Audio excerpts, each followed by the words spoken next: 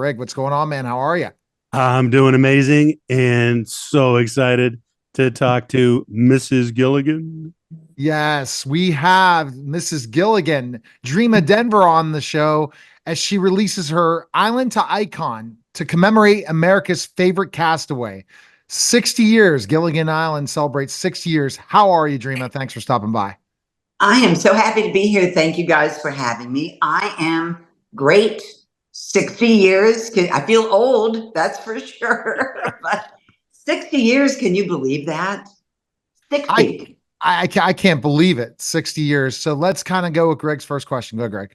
Well, I just want to ask you this before we jump in all over your husband and so on. So you've got this cool connection I found out to another famous Denver, John Denver. So what's the story there? And did it lead to any memorable Denver family moments? No. Well, first, let me explain for those who don't know that John Denver was really John Deutschendorf. But because of his love for the Rocky Mountains, he changed his last name to Denver, his professional name. So there was no actual blood relation there, but we loved him. We loved his music. Bob was always asked to sing Rocky Mountain High. And I'm sure that John was probably asked to holler Skipper, every once in a while. But the connection there is that, I live in the great state of West Virginia. And that song that John wrote and sang, Country Roads, Take Me Home, Almost Heaven, West Virginia, I spearheaded the effort to have that adopted as an official state song for West Virginia. So when it passed unanimously. It was a no-brainer as far as I was concerned. But when I did that, I did get telegrams from his children thanking us and saying how excited their father would be to know that that had happened. So there is a connection there, but not a blood relation connection. That's why that's a wild way to start out the show. We're talking because you can get the two Denvers mixed up for a second, right? Bob and John, ultimately two of the best Denvers. But I didn't know that story. That's really intriguing. And how did you meet your husband? Tell us the story of that. I was an actress back in the day and primarily on stage. And I was visiting my family in Orlando, Florida, when a friend called and said they're auditioning for Play It Again, Sam, a Woody Allen play in St. Petersburg. You should audition because you're perfect for the female lead. So I did, and I got the part. And I was talking to the producer after she told me I had the part. And I said, well, who's going to be starring in the show? And she said, Bob Denver. And I went, Gilligan? And she said, yes. And I said, seriously? I'm going to have to do love scenes with Gilligan? And she's like, well, if you want the part, yeah. And I went, well, I definitely want the part. Little did I know that those love scenes would last for almost 30 years. That's amazing. That's crazy. Wow. Wow. Go ahead. Dreama, Gilligan and the Gilligan's Island, the whole show, so many amazing moments. I mean, the theme song, you still can't get that out of your head once it starts going. The Marianne versus Ginger debate that everybody talks about. They call that the ultimate dilemma, is what they call that. So, what do you think gave the show that magical, lasting pop culture quality, and why it's such a status today still, pop culture, it's part of everything that ever happens in the world. It doesn't matter what it is. Gilligan always finds its way in there. I think this was Bob's answer, and I don't have a better one, so I'm going to give you his answer. He felt that the longevity was due to the fact that you could not place the show in any particular time period. If you took that show today, the color version, obviously, if you took that show and put it a bunch of kids in an auditorium and put it on the big screen, they would think it was brand new because it still holds up visually. It's a beautiful show, obviously, on islands with, greenery and flowers and oceans and all that stuff. So I really think that is it. I also think as we've gone along in time, I feel like all of us who grew up with it hark back to that simpler time. It feels like a simpler time. Whether or not it actually was, it felt like, just so much more innocence.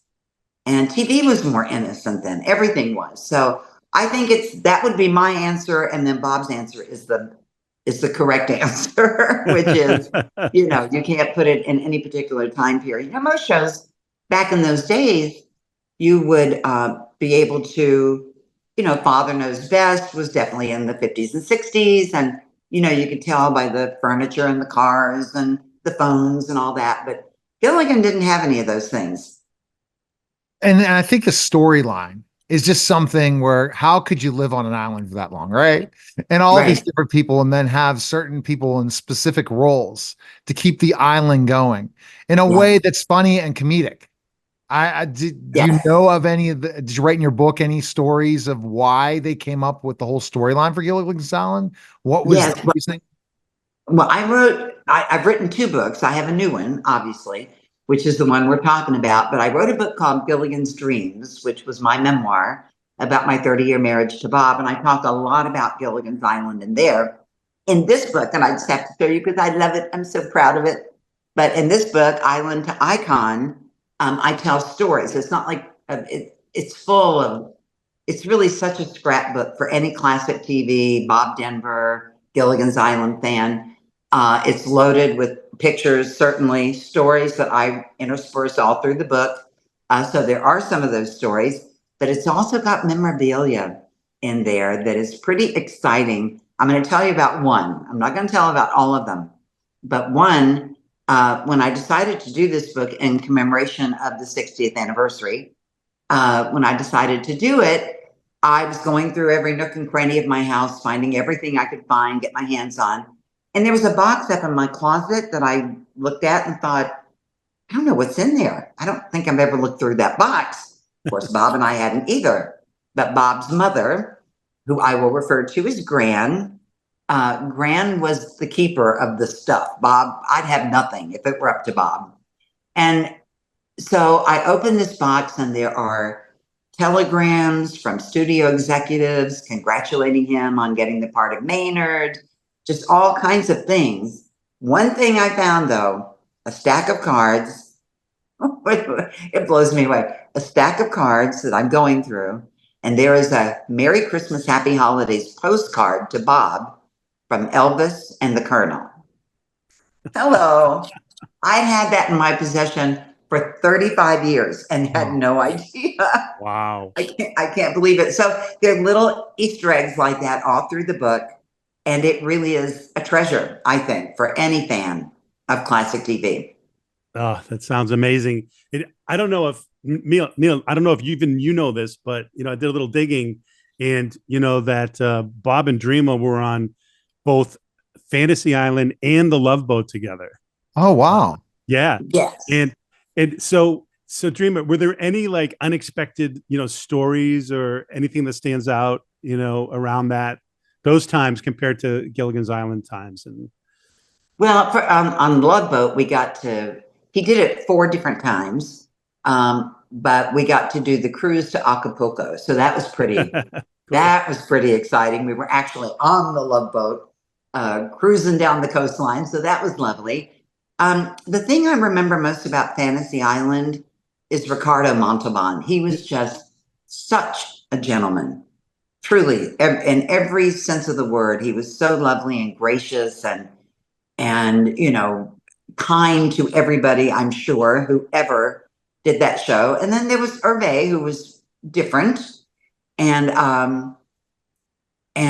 very, very interesting, an interesting person, very different than Ricardo, but still really interesting in his own right.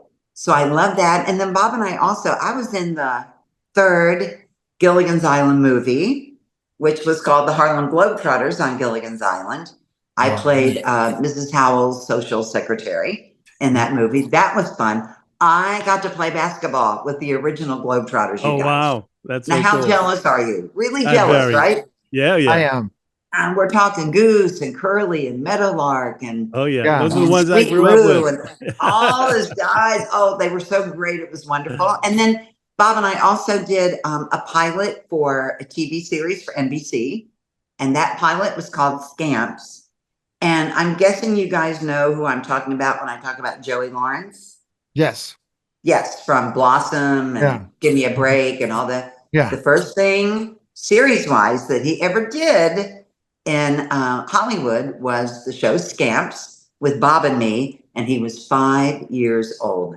Oh my goodness. And Wow. I'm telling you, I talked about feeling old now when I see him because he's so grown up and grown kids and all of that. But I tell you, our son that Bob and I had together is here on this earth because I fell so in love with Joey Lawrence. I was like, I want one of those. He was the sweetest kid. He was so talented, so smart.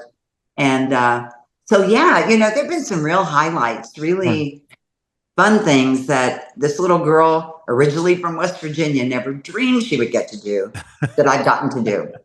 And that's the lifestyle that you never know where you're going to go and who you meet. And with Bob, what are we going to be most surprised about in the book about Bob that we might not? The thing, well, I have no surprises.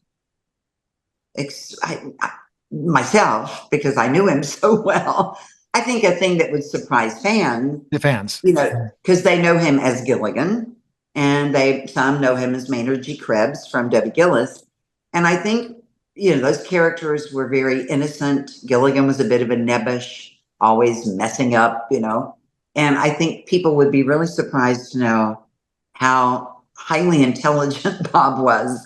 He was so well read all the time. And I love when people come up to me and they say, you know, oh, he had to be smart to play that part, because that really is true. You do have to have intelligence to be able to play that you don't have intelligence. And he was, you know, we were invited to the White House twice back in the 90s. And those pictures are also in the book. But we were there. And what surprised me is Bob was equally as at ease with the president of the United States at the time as he was with, you know, the guy helping him pick out paint down at Lowe's. And he was equally interested in both people. I love that about him. He had great curiosity about people and things and places. And he passed that on to me. He passed a lot of things on to me. I consider him my greatest teacher. I really do. Oh, that's wonderful. You know, talking about that, looking back on your lives together, what's a favorite memory that, you know, always brings a smile to your face? You know, a moment that I guess truly embraces and embodies the, you know, the Bob that you knew and loved in your relationship. Anything about our days on Kauai. any time period, any day of the week, any hour of the day. We had beautiful, beautiful times there. And one time I remember in particular it was Christmas time. And, you know, you would think that Christmas in Hawaii wouldn't feel like Christmas if you're used to snow and all the things I had been used to growing up. But they have a really beautiful thing with poinsettias. They grow all over the island at Christmas time. You can see fields of them. So that's very Christmassy feeling. But one day we had rented a home on the beach up above Honolulu, the North Shore of Kauai. And we had gotten home, I think, from shopping, maybe grocery shopping, and looked out the front window, and there were rainbows everywhere. There was a thing with Bob and me and rainbows. That always kind of surprises me. They're everywhere. They were all over the sky. It wasn't just one. It was multiple ones, you know, and we took one look, and of course we were drawn outside right away, ended up in the ocean, splashing around under the rainbows. That was the best Christmas ever. And then we had one time, he also loved the Rocky Mountains. And we had one time when we were driving through the Rocky Mountains, and I promise you, there was a rainbow that went over top of us. One end on my side of the car, one end on his. And that rainbow, we drove in that rainbow for hours. It was the It was the weirdest thing. It was like it just never went away. It was just always there. So I just figure, rainbows are a promise to begin with. And that I feel is and was just a promise about our life together, no matter how stressful it got. And we did have stressful times, certainly. Bob and I, you may or may not know this, but we had one child together, and our son was diagnosed with severe autism. And the reason I wrote Gilligan's Dreams and what I wanted people to know about Bob was that though he was not a perfect human being, none of us are, he set aside Hollywood and everything, series work, all that kind of stuff for the last 20 years of his life to be with me and give our son full-time care. Oh, And that is honorable and worth, fans who loved him. I just want them to know he was worth it. He really was a good human, Wow, that's great. So are you doing a lot of personal appearances for Gilligan's Island all the time, representing Bob? I do. I love showing up and representing Bob is one of my favorite things in the world. I am leaving tomorrow, actually, for Mount Airy, North Carolina, where I'm going to be doing Mayberry Days. I don't know if you guys have heard of it, but I'm telling you, 35 years it's been going on, and they celebrate the Andy Griffith Show. And the reason I get to represent Bob there is because Bob did the Andy Griffith Show. He did one episode. And because of that one episode, I get to go be part of the Mayberry family, which is fun. So I love that. I'll have my book there. That's exciting. So, I do the cons, the Comic-Cons and all of that when I'm asked to do it, and love it. Right now, we are working on, this is kind of, it's not a secret, but it's early stages. We are working on a documentary about Bob that the working title is I Heart Bob Denver. We're working on that. I have meetings about that tomorrow. And then we are also working on, they want to call it a one-woman show, but I feel like that means I need to tap dance and sing, and that's not going to happen.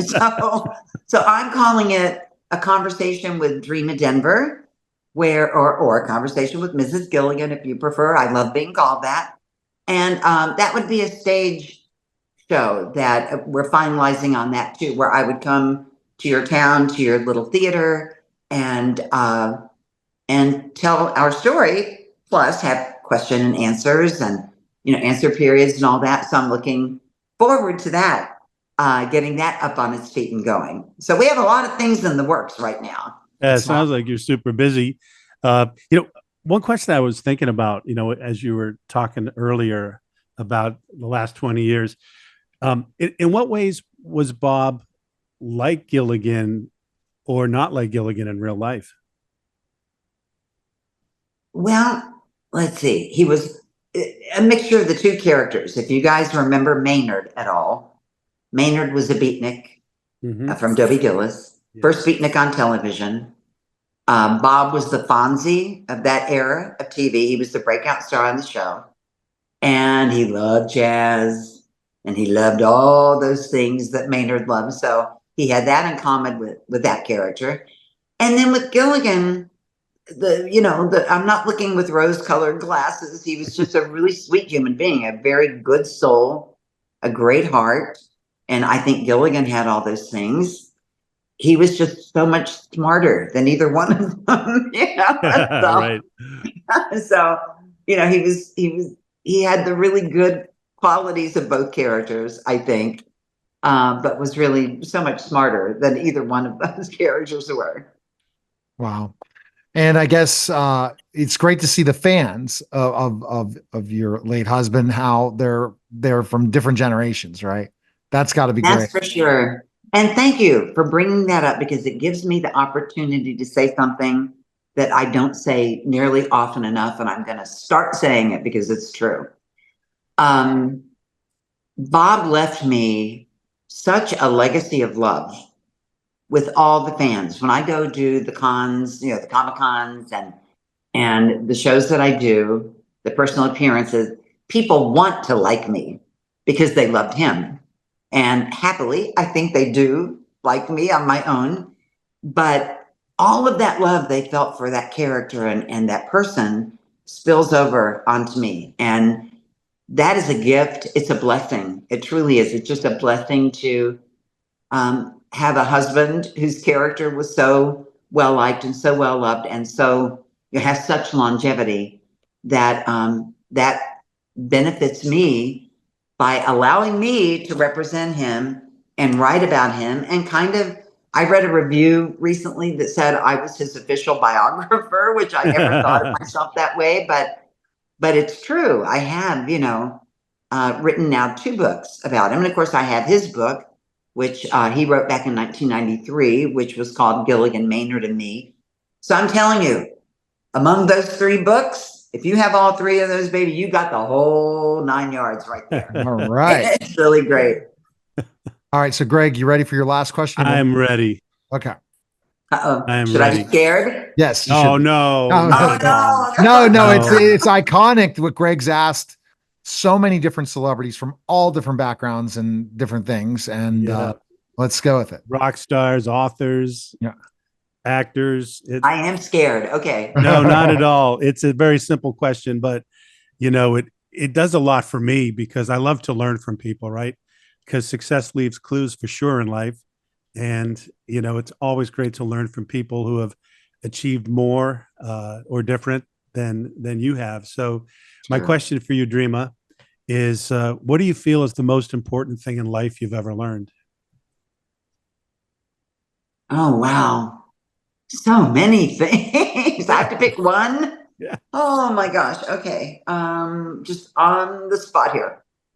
I think faith is huge for me. That changed my life. Having a real relationship was the most important thing. And that really came to me in a profound way about 10 years after Bob passed away, where I really looked back on those 10 years when I had been left alone and terrified, so scared. And I looked back and I could see God's hand in so much of what had happened in my life. That is really, that was the big thing for me when I really understood that I wasn't alone, because I felt very, very alone for a while there. And so that was wonderful. And then I think, another thing is not to take yourself too seriously, because, we should, I think I'm judging by social media here, where people come on, they complain about so many things, and I'm not picking on anybody out there. I'm just saying that, and I'm older now, and I look at things differently now than I used to. And I think in the scheme of things, what you're complaining about is so trivial, or whatever issue you have with whatever the issue is, it's just, let's enjoy life. We have this one life here on earth, as far as we know. And I don't know, is that getting too deep? I don't mean No, to. it's just great. No, this is awesome. Thank you. Thank you. Now, Because- yeah, go ahead. No, it just is faith has just been huge for me. And I am so grateful to God that I have faith and that I understand the importance of it. I think especially nowadays, the world has gone insane. I don't care what side you're on of any issue. It's crazy time. So that keeps me centered, keeps me solid. Right. Fantastic. That's a common response. We've gotten that a few times. Yeah, over no Have you doubt. really? our interviews. Yeah, you we have to go back through all of them. Go to I will. tomc3.com and click on his celebrity interviews live from the grotto. And Okay. we co-host some amazing interviews that he asked this question. And it's really good to go back through them all, because you can learn so much, Greg, about specific things. Yeah. I think a book's entailed. We'll have to get to every one of them, but I'm thinking of that. So, all right. Yeah, So- I was thinking about doing that. I don't know if it's legal. No, it is legal. You can just reach out to Yeah. one of the publicists. That's it. I own pretty much an interview, so we'll figure it out. So, all right. Okay. We appreciate it. Where can we purchase your book and learn more about you, Dreama? Best place. All right. I'm going to show it one more time, because isn't Yeah. that just a beautiful Yeah. cover? And right here, Island Icon, The Many Lives of Bob Denver. The Bob Denver is actually his autograph, which I love. We Oh, did that. But if you'd like an autographed copy, autographed by me, You can get that at bobdenver.com. And those orders come directly to me and I can autograph them. If you are a Amazon Prime person, I know a lot of people are, it is available on Amazon Prime. It is doing really well on Amazon Prime. It will not be autographed because I never see those, but it will. I don't get to see the orders there, but they'll get it to you. If you're a Prime member, you get it in 2 days. So if you're a bobdenver.com person, then you'll get it pretty fast too. I'm going to try to be as good and quick as Amazon is. I'm going to try. Well, that's going to be quite a feat to do that. But hey, jot down my name because I'll be ordering that, and I definitely want an autographed one. So, all right. All right. We appreciate it, Dreama. Thanks again. Listen, thank you for having me. I've had so much fun. Absolutely. Yeah, all right. That was a special simulcast of the Neil Haley Show and celebrity interviews live from the Grotto with Greg Hanna. Guys, take care.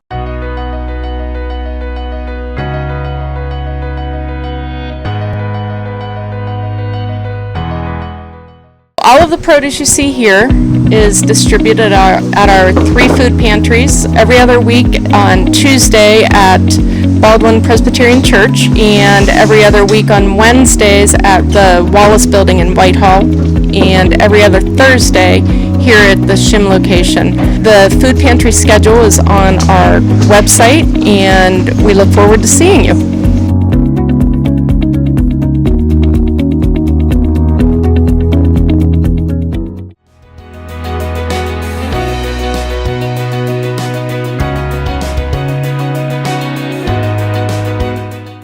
We're back to the Neil Haley Show, and it's very interesting when we get to talk to creatives and especially about the new film White Bird. So I'm excited to welcome Kevin Downs to the show. Kevin, thanks for stopping by. How are you? I'm doing good. How are you? Yeah, so tell us specifically how you got involved with White Bird. Yeah, no, we Kingdom Story Company. We had a deal at Lionsgate for about 7 years. We've made and released a number of films for them. And so, I don't know, about a year ago, this movie White Bird was in post-production and they gave us a call and we're like, hey, we'd like for you to take a look at this and just see, it just seems like it has your DNA. And at first I was like, I don't know, World War II movie. And so we saw a cut. We didn't see the finished film. And so we took a look at it and I was so blown away by it. We gave some notes and we were just like, look, I'd be honored to be a part of this. We talked to the filmmaker, the producers and the director of it. And I was so touched that they wanted our perspective, that they asked us to be involved, to be able to help them finish and then get this movie out into the marketplace. That I was like a resounding yes. And so for me, once I saw the finished product, one of my top 5 movies of all time, I just think it's so well crafted and so well made.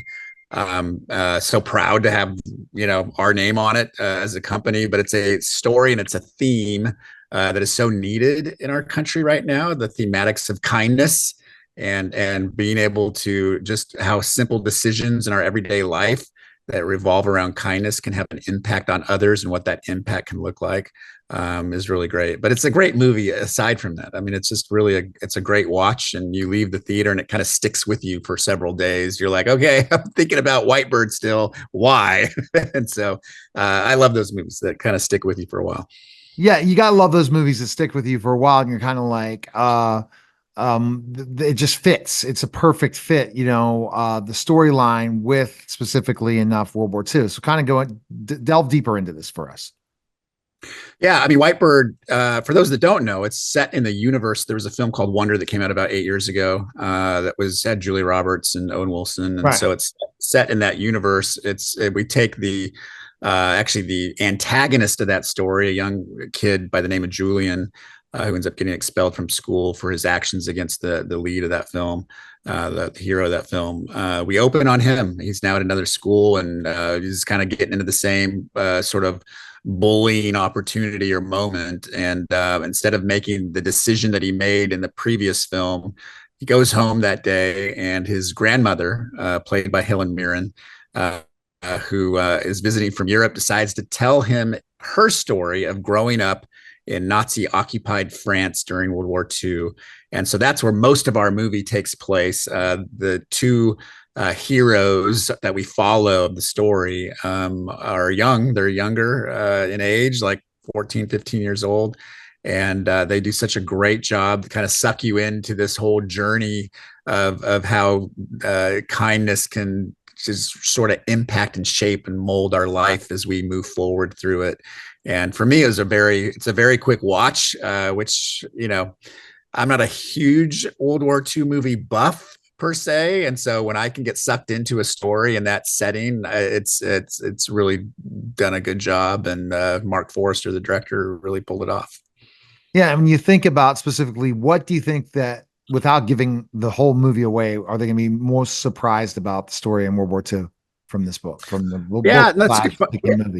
I think that's a good question. I mean, I think people will be surprised at the twists and turns of the journey of these two young people, and also the people that are surrounding them. I was surprised with I'm trying not to give it away, so forgive my vagueness, but you know, some of the adult supporting characters that you think are one thing, and then all of a sudden they turned out to be, you know, you're always questioned, are they friend or foe? And the movies that kind of put that question forth, and it turns out that they're not what they thought you were.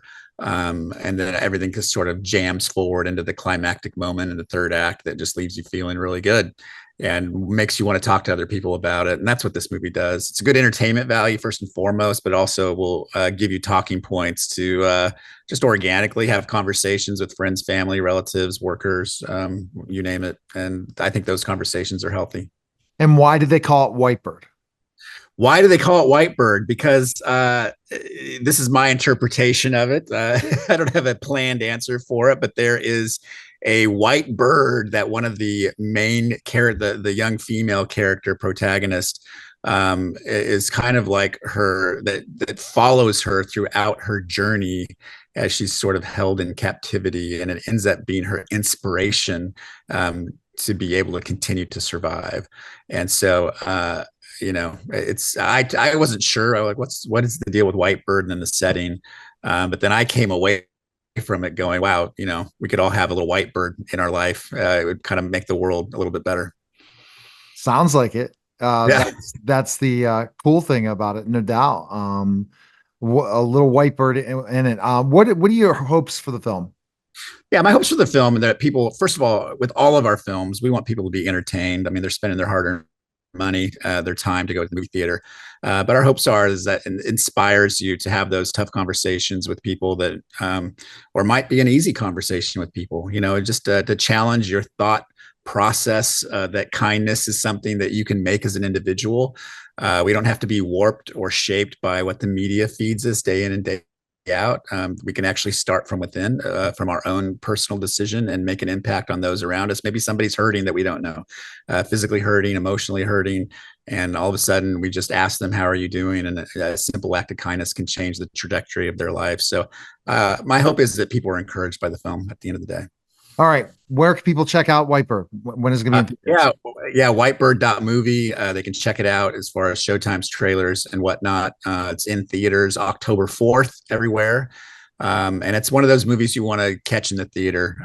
To me, it's just an event movie as far as the sound and the picture and all of that thing, all of those things. All right. Thank you again, Kevin. Thanks so much. I appreciate it.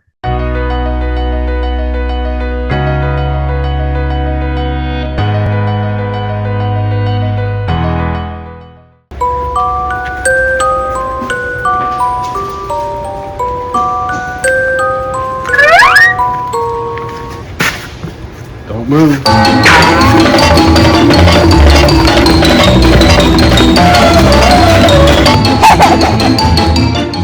Salty the Skeleton here, back again for this Halloween, asking you to take my kids, please!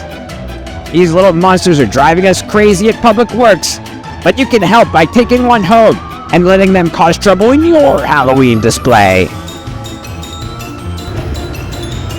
Come on, Salty, give me the drill.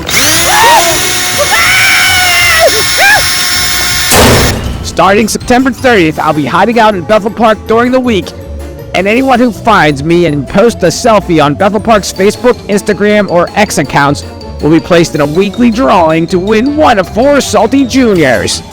Sign up for our Message Spring app to get hints when you are close to finding me. think he's still there? All right, let's check. Yeah, he's still there. Winners will be announced live on the Bethel Park Minute at 4 p.m. on Monday, October 7th, 14th, 21st, and 28th. Everyone who participates will be added to a drawing for 10 $25 gift cards. The drawing will take place live during the November regular council meeting. So join the fun and look for me around Bethel Park in the Fine Salty Junior contest starting September 30th through October 25th. And give Salty Junior a good home.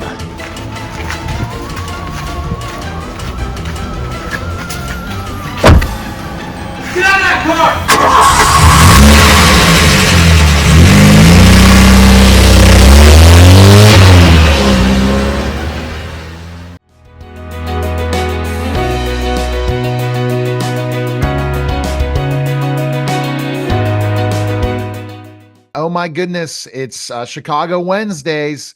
As the premiere is coming, I have on the show right now Oliver Platt from Chicago Med, Daniel Kyrie from Chicago Fire, and Amy Morton from Chicago PD. Thanks for stopping by, guys. Appreciate you coming on. Thanks for having us. All right, the new season kicks off Wednesday, September 25th, and I'm sure you're really excited. Chicago Med is back for season 10. What should we expect from that, Oliver? You know, the same. Well, you know, what's different about this premiere, this season premiere, is that we are introducing two new characters, and one of them is coming in as a sort of unexpected co-chief of the ER, and the person that she is supposed to be sharing power with is actually unaware that this is happening, because it happens in the middle of this massive a mass casualty event involving a ferry. So you have not only so in the middle of this major drama, you have this whole other drama. So it's what we call the drama within the drama, and it's really fun to watch, both on screen and off. Well, that's really exciting. Everyone definitely is going to tune in Wednesday night. Chicago Fire returns for season 13. And Daniel, I know you're excited. Tell us a little bit about what we should expect without giving anything away. Because everyone binges, right? I'm sure you hear those stories all the time. Oh my gosh, someone else is going to binge a show and they just started on it, and you don't want to ever give a lot away, right? Oh no, absolutely. I kind of feel like I have a reputation for like dropping spoilers or something based on that. But there's a lot of new happening in season 13. Some changes, I think, to be expected. There are just quite a few dynamic shifts that are happening as new characters are being introduced on the show. And so what we have is our sort of mainstays, right? The characters that we've been following, and the ways in which they kind of have to adjust, or ways in which they might resist, for instance, new leadership. So there is some friction that goes down in the first few episodes for sure, that you'll bear witness to in this premiere. We have a new chief coming in, Don Pascal, played by Dermot Mulroney, and he shakes things up quite a bit, and so we're left with characters having to kind of find their feet on new ground, which is really exciting. All right, now season 12, Chicago PD, and Amy, I know you're excited, and give us a little bit what we should expect on Wednesday. Well, it's a big episode with an ending that's quite unexpected, and which is going to kick off this season. And we're going to be, as well as the other two shows, introducing a new character played by Toya Turner. And that dynamic is going to be really great in the show, to add another team member. And I believe that there will be some romance this year, which is, unusual for PD, which is sort of a welcome break a little bit from the running and gunning, and a promotion. And I won't tell you who. Because you got to tune in. That's the important thing, right, Amy? You got to tune in. Yeah. So I'm going to go with a question with all of you guys. Do you guys get ever to hang out together, Oliver, on the sets of either of the other shows when they're being shot and stuff? Like, do you have relationships with the other shows? My character in particular hasn't been doing too much crossing over recently, but every now and then, the fire and PD kind of borrow our ER, right? And so we like the entire other crew comes in, and I wish you'd have more, because that's when we tend to run into each other, and it's always really exciting. But invariably, somebody's running, out, and another person's running in. So, like I say, these sweet reunions don't happen. They're not long enough, but yeah, that's what I have to say about that. What about you, Daniel? Have you gotten the chance to hang out with any of the other casts, or just more like promotion stuff? Wait, say that again? More promotion Sorry? stuff, or did you guys get to hang out with some of the other casts through any crossover stuff? Yeah. Mhm. I kind of get, I get to, it happens very rarely for me in a sort of crossover capacity, unless someone is coming over to Fire. Like, I've hung out with Amy a couple times. It's always a hoot and a half. But we are all here in Chicago, so outside of work, I tend to run into folks a little bit more. Like I went to this kind of jazz night with Apatha not that long ago, and that was like really fun. And so certain things can kind of happen. We go, you got a day off, I got a day off, let's maybe Yeah. make something of it. 100%. Kind of like that. Yeah, and Amy, I'm going to add just more of the fan base really to finish up. Isn't it amazing, the fan base of Chicago shows and how many fans you have and how crazy they get about every season? Yeah, I think it's. I don't think anybody expected this. Maybe Dick Wolf did, but he would have been the only one, I think. It's really surprising and really wonderful. And Oliver had mentioned this before on a different interview, and I think it's very true. Having them all on the same night only boosts that fan base, by triple, quadruple, whatever. It's I think that's a really great and important event to have all three shows on one night. It's I think it's great continuity. All right, so everyone needs to tune in. Chicago Wednesday, Chicago Med at 8 p.m. Eastern, Chicago Fire at 9 p.m. Eastern, and Chicago P at 10 p.m. Eastern. And catch up on the Peacock app to binge all of it. I appreciate it, guys, and thanks for stopping by.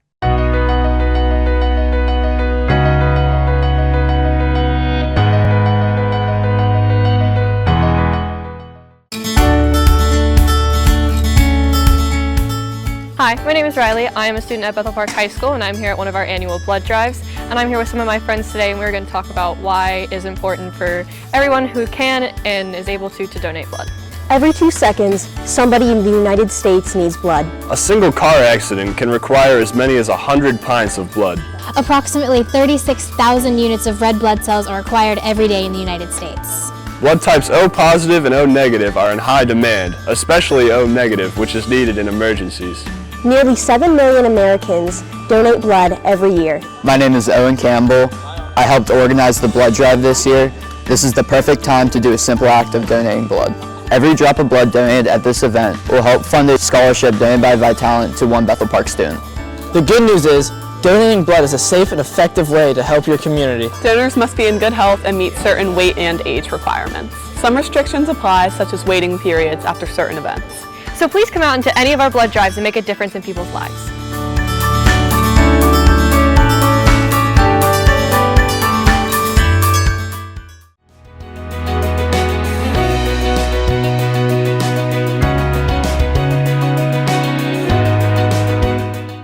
America's Got Talent. Richard Goodall on the show. Richard, it's got to be so real. One day later, you're doing all this media. How does this feel to win America's Got Talent?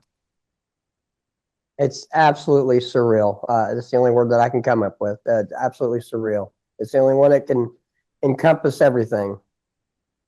Absolutely. And let's talk a little bit about how Heidi Klum effectively called you the singing janitor. Tell us a little bit about more of that backstory.